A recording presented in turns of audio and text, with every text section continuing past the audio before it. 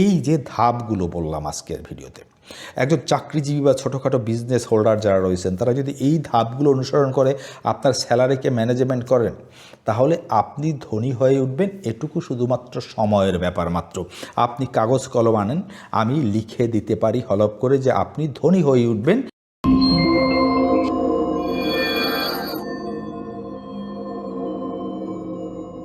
আমরা যারা চাকরিজীবী রয়েছি, আমাদের একটি ধারণা হলো যে আমি চাকরি করি, আমি খুব অল্প বেতন পাই, এই বেতনে আমার জীবনে ধনী হওয়া, অর্থনৈতিক সমৃদ্ধি অর্জন করা এটা সম্ভব নয়। আপনার এই ধারণাটি একেবারেই ভুল। দেখুন, আপনি কত টাকা বেতন পেলেন কিংবা কত টাকা আপনি ইনকাম করলেন, এর উপর কখনো আপনার সমৃদ্ধি, আপনার ধনী হওয়া এটা নির্ভর করবে না।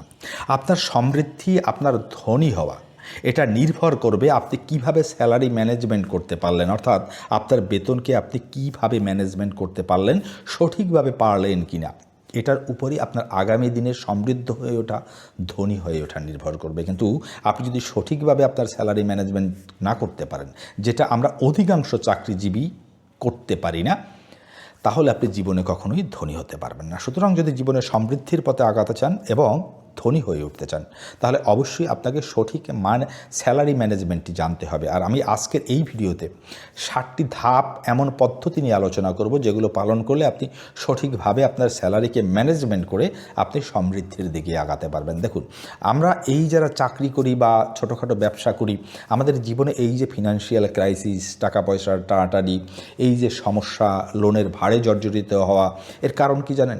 এর পিছনে একটি মৌলিক কারণ রয়েছে। সেটি হলো আমরা সঠিকভাবে ফিনান্সিয়াল প্ল্যানিং করতে পারি না।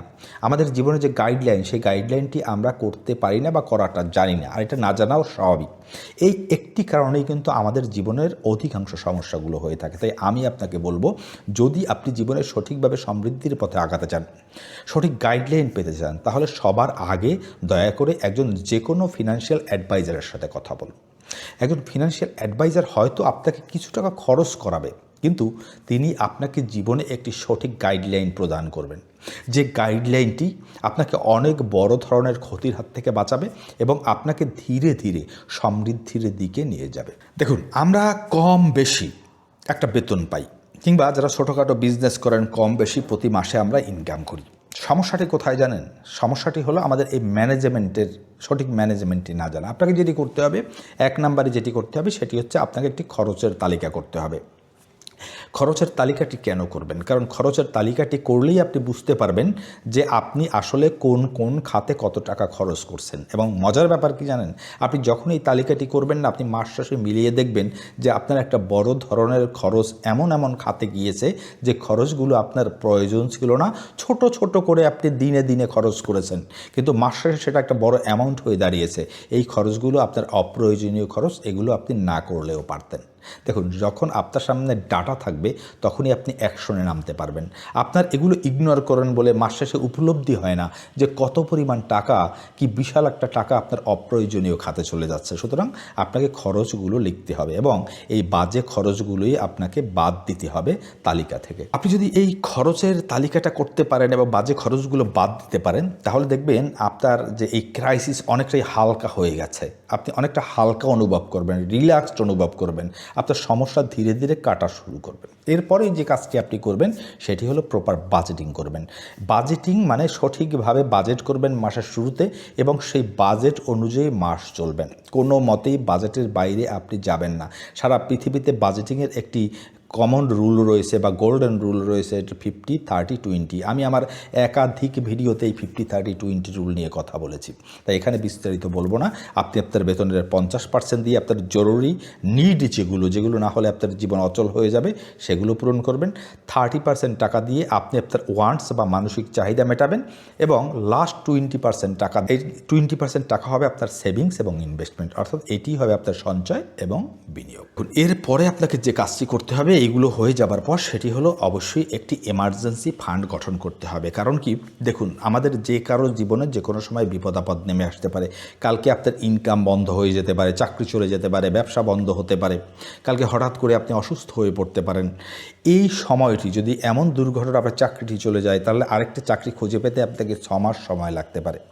এই সময়টি, অন্তর্বর্তী সময়টিতে যেন আপনি আপনার পরিবার সমস্যায় না পড়েন, সেটি দেখার জন্য বা সেটিকে মোকাবেলা করার জন্য আপনাকে অবশ্যই একটি এমার্জেন্সি ফান্ড গঠন করতে হবে। অথচ আমরা এটিকে খুব বেশি গুরুত্ব দেই না। এই এমার্জেন্সি ফান্ড না থাকার কারণে আমাদের যতটুকু যা সঞ্চয় থাকে, যতটুকু যা সম্পদ থাকে, সব কিন্তু এক ধাক্কায় শেষ হয়ে যায়। সুতরাং আপনাকে আগে অবশ্যই গাড়ি চালু করার আগে সিট বেল্ট অবশ্যই বাঁধতে হবে, আপনাকে একটি এমার্জেন্সি ফান্ড তৈরি করতে হবে। এর পরের যে রুলটি আপনি ফলো করবেন সেটি হলো ডোন্ট বাই লায়াবিলিটিস। দেখুন, যথাসম্ভব লায়াবিলিটি কিনবেন না। লায়াবিলিটি কোনগুলো? যেগুলো আপনার কেনার পর থেকে যার দাম কমতে থাকে এবং যেগুলো আপনাকে আরও খরচও করাতে থাকে। দেখুন, দুইটি বৈশিষ্ট্য লায়াবিলিটি। কেনার পর থেকে ওটি আপনার খরচে বাড়িয়ে দেবে এবং ওটির দাম ক্রমাগত কমতে কমতে একটা সময় জিরোতে গিয়ে পৌঁছাবে। যেমন আপনার হাতের ফোনটি, এটি আপনার লায়াবিলিটি। আপনার ঘরে যে এসিটি রয়েছে, এটি আপনার লায়াবিলিটি। আপনার বাইক অধিকাংশ ক্ষেত্রে লায়াবিলিটি। আপনার গাড়ি অধিকাংশ মানুষের ক্ষেত্রে লায়াবিলিটি। আপনি যে আশ্চর্যের ব্যাপার কি জানেন, আপনি যে ঘরটিতে থাকছেন সেটিও আপনার লায়াবিলিটি। দেখুন, ধনীরা কিন্তু তাদের জীবনের একটি টেন্ডেন্সি হলো তারা লায়াবিলিটি পরে কেনে, আগে তারা অ্যাসেট কেনে, সম্পদ কেনে। সুতরাং আপনাকে লায়াবিলিটি কেনা বন্ধ করতে হবে। আপনি যতক্ষণ লায়াবিলিটি কেনা বন্ধ না করতে পারবেন ততক্ষণে আপনি ধনী হতে পারবেন না। সুতরাং পরবর্তী যে রুলটি আসে সেটি হচ্ছে অলওয়েজ বাই অ্যাসেট। আপনাকে অ্যাসেট কেনার মানসিকতা, মাইন্ডসেট ডেভেলপ করতে হবে। সবসময় আপনাকে চেষ্টা করতে হবে অ্যাসেট কিভাবে কেনা যায়, লায়াবিলিটি না কিনে অ্যাসেট কেনা যায়। যারা ধনী হয়েছে তারা কিভাবে হয়েছে জানেন?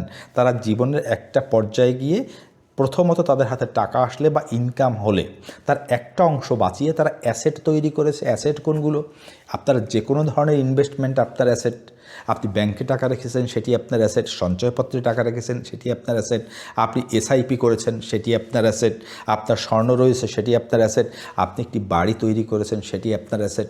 আপনি একটি জমি কিনেছেন, সেটি আপনার অ্যাসেট। সুতরাং আর ইদানিং তো অনেক ধরনের ডিজিটাল অ্যাসেটও রয়েছে, যেমন ইউটিউব ভিডিও তৈরি করা, কন্টেন্ট তৈরি করা, কোর্স তৈরি করা, অ্যাপস তৈরি করা, এইগুলো হচ্ছে আপনার অ্যাসেট।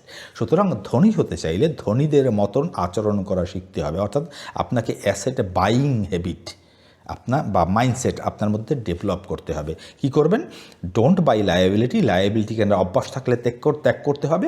আপনাকে অ্যাসেট বাইং মাইন্ডসেট ডেভেলপ করতে হবে। এ পর্যন্ত যদি আপনি আপনার প্ল্যানিংকে ঠিক রাখতে পারেন, তাহলে এবার সর্বশেষে আপনার যে টাইমটি চলে এসেছে, এগুলো যদি ঠিক থাকে, ক্রোনোলজি যদি ঠিক থাকে, তাহলে আপনাকে এবার আপনি বিনিয়োগের জন্য প্রস্তুত। তাহলে আপনাকে বিনিয়োগে নামতে হবে, কারণ বিনিয়োগই হলো অ্যাকচুয়ালি আপনার গ্রোথ। আপনি যতক্ষণ বিনিয়োগ না করতে পারবেন ততক্ষণ আপনি কিন্তু ধনী হতে পারবেন না। ধনী হতে চাইলে আপনাকে কোনো না কোনো ফরম্যাটে বিনিয়োগ করতে হবে। বিনিয়োগ দুই ধরনের বিনিয়োগ হয়। একটা হচ্ছে রিস্ক ফ্রি, একটু কম রিস্ক বা ঝুঁকি কম, কিন্তু সেখান থেকে আপনি রিটার্ন কম পাবেন।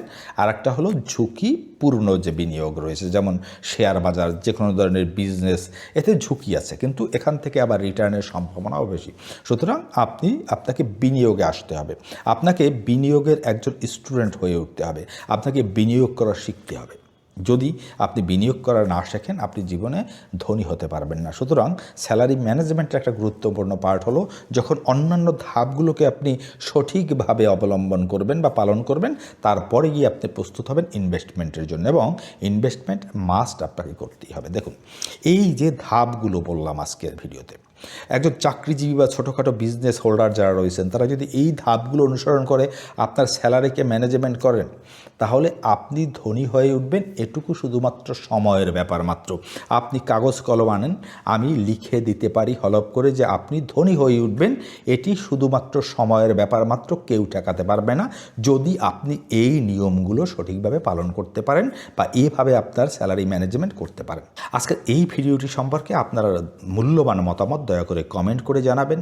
আর ভিডিওটি যদি আপনাদের কাছে হেল্পফুল হয়ে থাকে তাহলে ভিডিওটিতে লাইক, কমেন্ট এবং শেয়ার করে আমার পাশে থাকবেন, কারণ আপনাদের লাইক, কমেন্ট এবং শেয়ার আমাকে মোটিভেট করে আরও এই ধরনের ভিডিও আপনাদের জন্য নিয়ে আসতে। আর যারা নতুন এসেছেন আমার চ্যানেলটিতে, দয়া করে চ্যানেলটিকে সাবস্ক্রাইব করে রাখবেন। দেখা হবে নতুন আরেকটি ভিডিওতে। সে পর্যন্ত ভালো থাকবেন। সকলকে ধন্যবাদ।